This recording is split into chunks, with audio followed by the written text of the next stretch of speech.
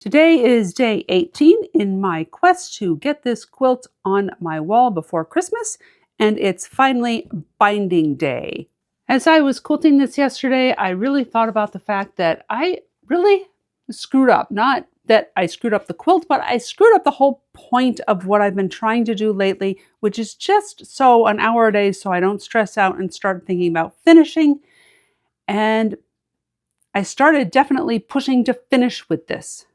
And as I was pushing to finish, I got stressed out, and that is not what a hobby is supposed to be about.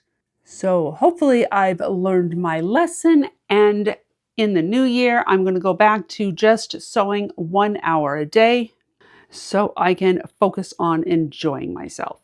One of the things that fell by the wayside, apparently, as I was quilting this quilt quickly, was that my edges aren't particularly straight on the top and the bottom.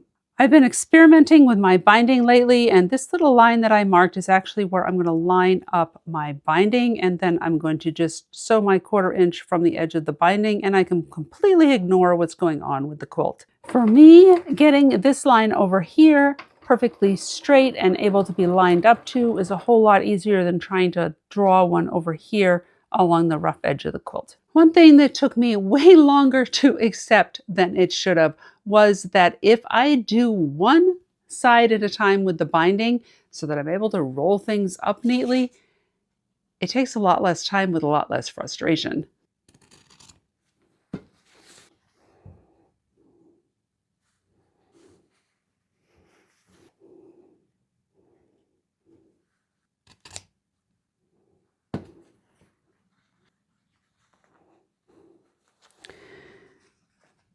Hey, I got it right the first time.